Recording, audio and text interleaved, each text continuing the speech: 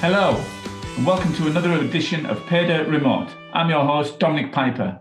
Today I'm talking to S2 Resource Executive Chairman, Mark Bennett. Mark, thanks for joining us. Yeah, thanks, Dom. Mark, do you think explorers are perhaps a little bit better positioned to deal with the current shutdown because they're used to operating in sort of restricted environments? Yeah, juniors are much more flexible like that. But I think, if depends where you have your projects. If they're in sort of high risk areas in the current sense, you could be pretty hamstrung for the moment. And if you were unfortunate enough to have sort of drawn down on your cash reserves and be needing to raise money in the near future, that's probably not a good situation to be in. But if for those guys who are in Australia particularly and WA especially, who have cash, I think they're in a good spot to carry on sort of doing what they do despite everything else. And, if you get onto a discovery such as Chalice or Legend or whoever, there's still a lot of support out there. So it's actually been a surprisingly good time for part of the junior sector over the last couple of months, despite all of the pain elsewhere.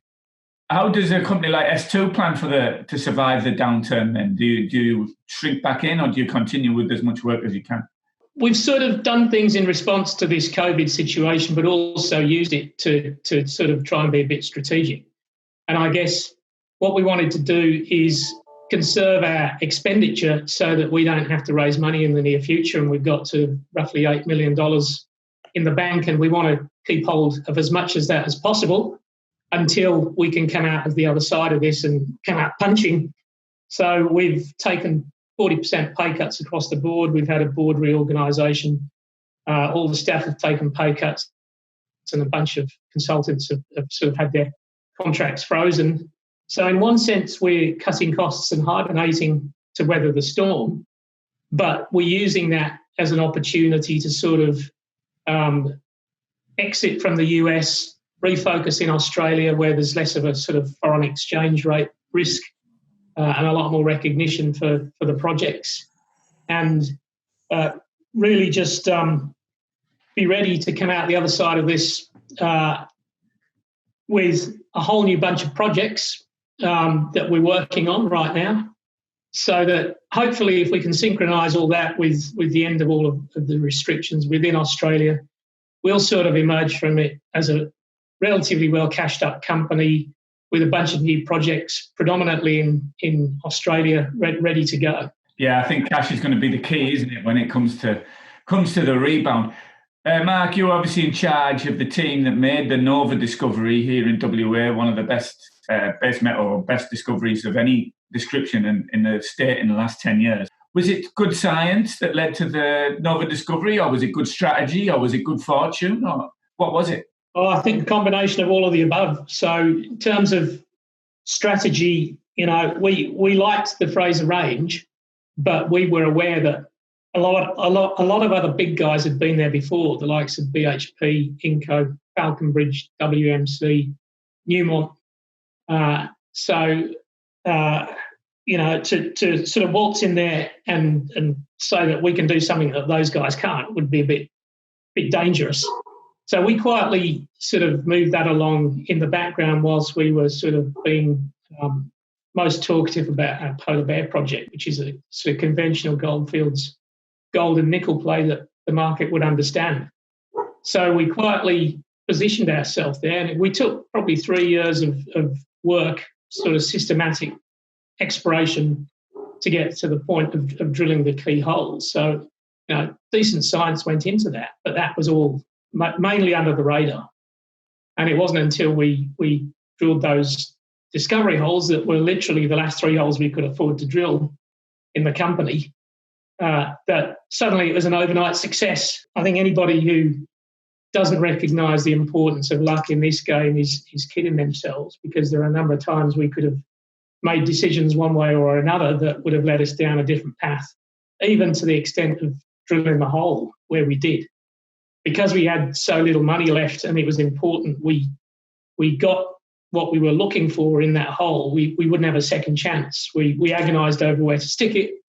Fortunately, we made the right choice, but after the fact, we examined that and realised that if that hole had been 50 metres in any other direction, we'd have missed it. Nova would still be in the ground, and Sirius probably wouldn't exist, let alone S2. What did you know when you seen the car from that first hole that you were onto something? What was that feeling like? Oh, it was like a Hollywood movie script. The target was meant to be at 160 metres down the hole. We got to about 159, and it got too dark to carry on drilling. But in torchlight, we just saw some glimmers of sulphide. We camped out all night, and it was about -5 or something.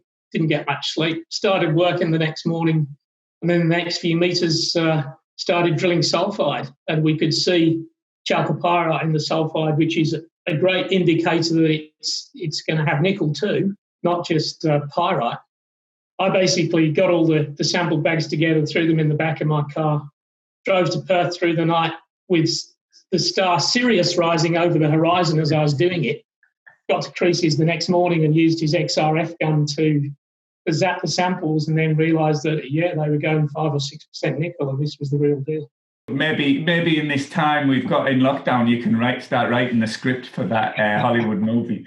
Do you think, Mark, of your exploration career that exploration in Australia has changed significantly? In some ways, yeah. In some ways, no. I mean, there's a lot of emphasis on new technologies, and there's been a new generations of geologists that have come up with a different sort of approach to the game, thinking that technology is a silver bullet for everything. And a lot of people think they can find an ore body by looking at a computer screen in the air conditioning.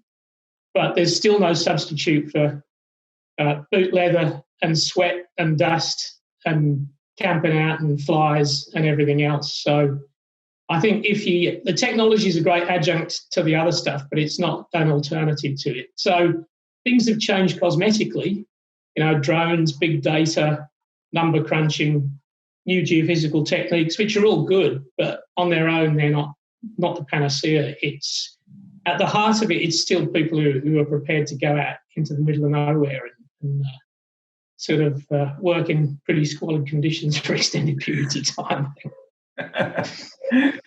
You make it sound so glamorous. I wonder why we're struggling to get young people to study geology.